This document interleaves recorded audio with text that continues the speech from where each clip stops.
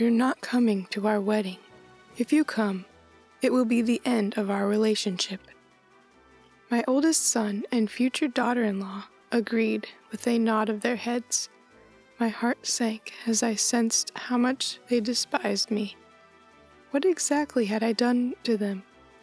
Wasn't I just acting like a normal mother to them? What was the matter with me? What made them despise me so much? They must really hate me, saying not to come to their wedding. But I can't come up with anything I did wrong.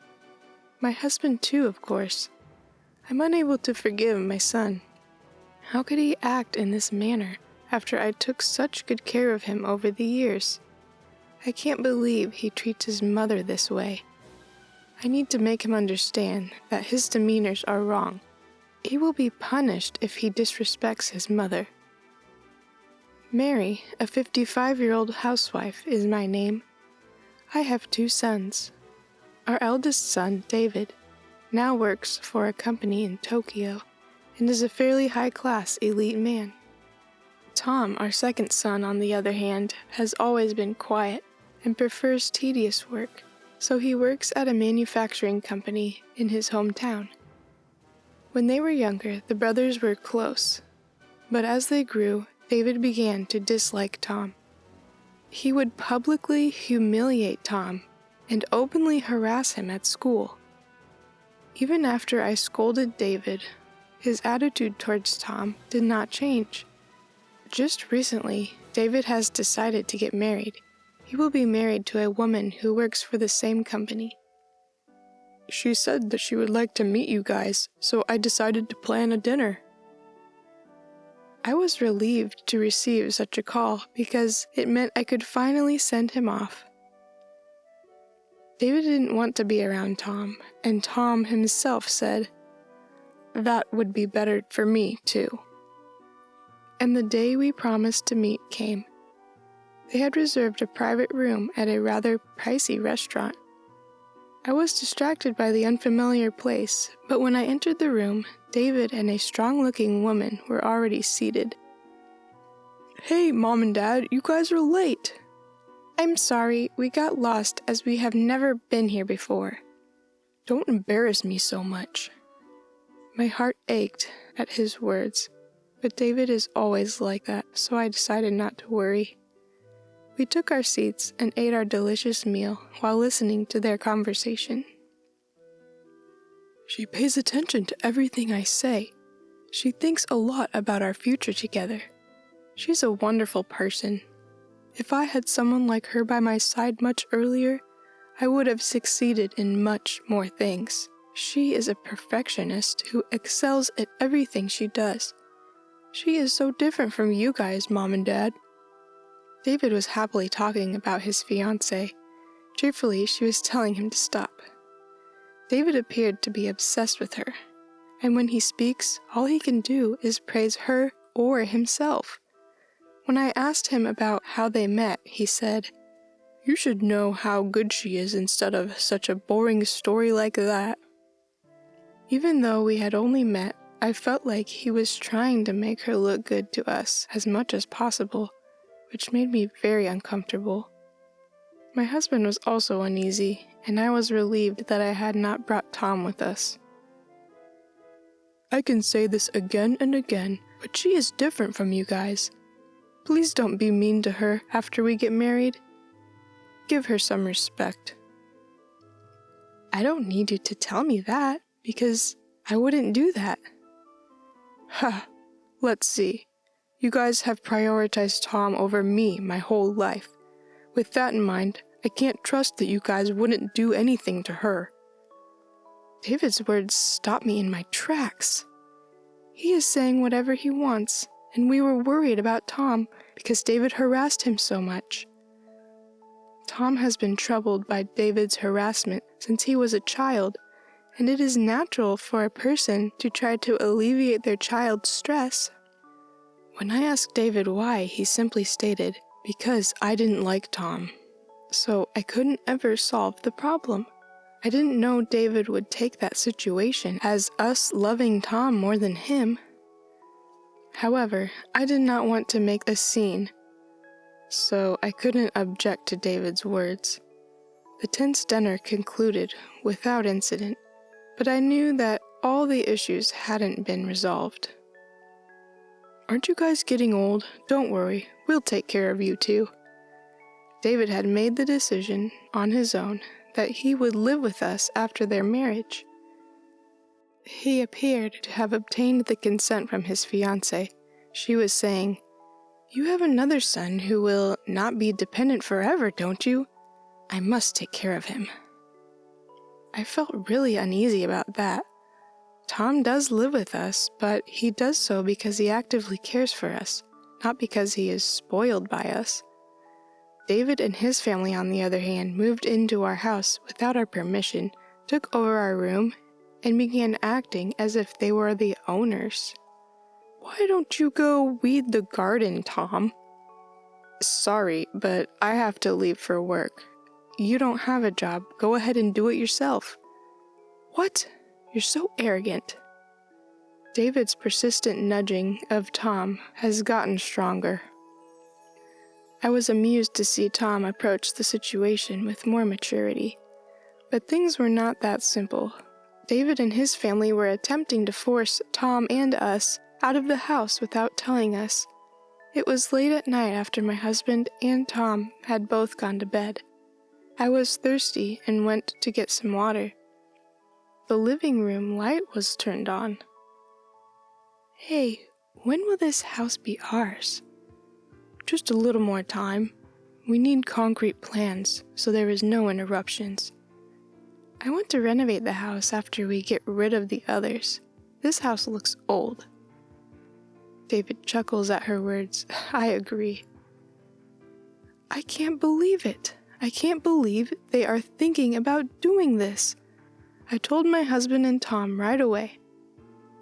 It would be a disaster if we did not act immediately." Tom spoke up while my husband and I were unsure what to do. "Mom, I'll take care of it. I have a strategy."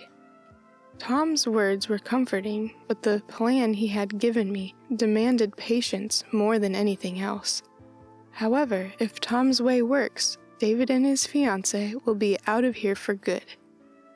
That is why my husband and I agreed to follow Tom's plan. There were many issues, but life went on as usual, and David and his fiancée's wedding date was set.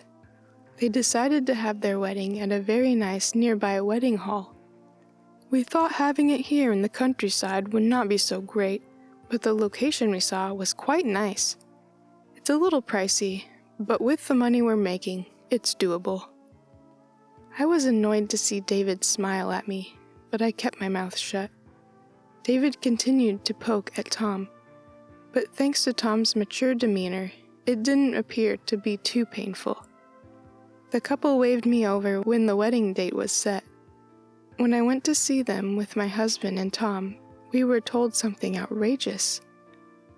"Please, don't come to our wedding. Our relationship will end if you come." The words astounded me. I eventually regained my composure and asked David, "Are you sure? Why so suddenly?" "I'm terrified of you guys. I don't want these people at my wedding." It was impossible not to feel angry when she fake cried in response to my question. "I'm telling you again, if you come, our relationship is done. Isn't that how you want it anyways? Aren't I your horrible son? Unlike my younger brother who can't do anything wrong." David pointed at Tom. Tom appeared to be at loss for words. I finally lost patience when I heard him saying that. "That's it, David. You've been bullying Tom all this time. Why are you acting this way? You guys are siblings. Stop treating him that way." David and his wife turned their attention to me as I said this. "You can't say anything about me. You were deceived by Tom's fake acts and spoiled him. You have always treated me so differently. That's because you bully your little brother. Isn't that just an excuse? You couldn't help yourself because Tom was so cute." "That is not true." David refused to speak to me, despite my repeated assurances that I did not favor Tom. Why is he not listening to me? First and foremost, it became like this because of his own actions. Why doesn't he try to think about any of it? David is my son, even if he's a jerk. I felt obligated to look after him. However, this is no longer the case. I made the decision to abandon my son at this point. Okay, then I'm not going to the wedding. I stated that I was no longer concerned. Tom and my husband both gave me wide eyes, but David and the others seemed content. But you are certain about this? You will be sorry. No, we will not be sorry. The best weddings are those with no distractions. They were cheering. Our hearts, on the other hand, were sad. We didn't need to go to a wedding when we weren't invited. Finally, our family decided not to attend the wedding. We weren't even given an invitation, so even if we went, we probably couldn't go in anyways. David seemed content the entire time, but they had no idea what this would entail. It was amusing to think about the strategy Tom had come up with. The new married couple got through the wedding without incident, but they still stayed at our house. They recently changed jobs to be closer to the house, so they were busy packing some things and moving to the new office. They returned home from work on the first day after transferring offices. When they came home, they called Tom in a panic. "Tom, what's going on?" They questioned Tom. When I asked them what had happened, they told me briefly. On their first day at work, as they were being shown around the company, they saw Tom, who was not supposed to be there. When the boss, who was showing them around, and spotted Tom, he bowed and said, "Thank you for all your help." He told them that Tom was the president of one of the company's clients. The couple, who had thought Tom was just a factory worker, could not hide their surprise at his words. In fact, Tom had been working diligently at the factory since he started working there. His hard work had been recognized by the president who ran the factory. Tom's unique ideas were indispensable for running the factory, and Tom had been admired by those around him ever since he started working there. Thanks to him, the factory began to improve its performance. Before long, it had become a factory that many companies were relying on. But then the president fell ill. Tom was worried about the president and always went to visit him on his days off. Seeing Tom's dedication to the factory and to others, the president appointed him as the next president. Tom was humbled at the time, saying, "I can't do that." But the president's determination was not easily swayed. With the support and encouragement of those around him, Tom successfully rose to the position of president. The factory's performance grew even more after that. Tom had always been well-liked, was highly trusted by his employees, and it seemed that he had good sense as a president. The factory has now grown into one that is relied upon by companies all over Japan. Tom's face is known even by large companies in Tokyo. Today, Tom was visiting the company to have a discussion with the client. That was all. However, the couple who did not think Tom was in such a good position were not happy that he was treated in such a way. "Of course, you cheated. You've always been like that." David grabbed Tom. "If you had told us, we wouldn't have behaved like that. Why didn't you tell us?" David's wife broke down in tears on the spot. What an ironic situation. "I made it to the top by my abilities, that's all. So why are you so angry?" Tom said this with a nonchalant expression on his face. David's anger seemed to be aroused by this expression, and he began to yell at him. "Don't act like that to me!" But Tom spoke calmly to David. "I want you to listen to something else. I think it's the most important thing for you." Somehow we were able to quiet David and his wife. and got them to sit down. Tom, who had gone to his room to get something, came back and began to tell us the story. First of all, look at this. Tom then laid out several photographs on the table. In them were David's wife and a man dressed in a fancy outfit. To put it bluntly, they were pictures of the scene of David's wife having a love affair. David looked at it and started shouting, "This is fake!" David's wife was trembling as if she did not know what to do. "She's going to be my sister-in-law, so I did some research beforehand. Then I found all this evidence. With this much evidence, there's no way you can get away with it, right?" Hearing Tom's words, David's wife put her head down. "I'm sorry." David, who could not believe the situation, was simply stunned. This is what happens when you don't focus on the inside of a person. No one can be perfect. Tom laughed, and we couldn't help but giggle. David fell to his knees in despair. The only sound in the room was David's wife apologizing to him earnestly. In the end, David and his wife got divorced. David isn't kind enough to forgive cheating. His wife was in panic when she was asked to pay alimony, but she was able to manage it with her parents' money. However, this was not enough to heal David's wounds. David quit his job due to the shock of the divorce. Since then, David has been shutting himself away in his room, and the only time we see him is when he comes out to get his meals. However, when Tom was there, he would screech a little and run away. It seems that since that time, he is scared of Tom. The family had discussed many times what to do with David.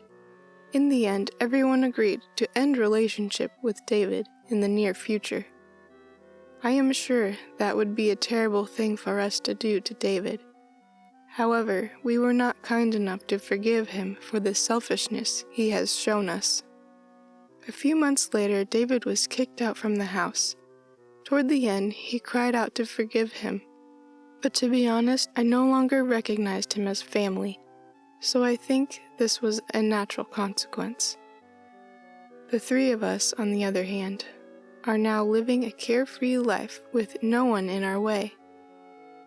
My husband has retired, but we are still able to live without any financial difficulties thanks to Tom's work. At least until the end of my life, I would like to make sure Tom has a good family. Tom is getting married soon.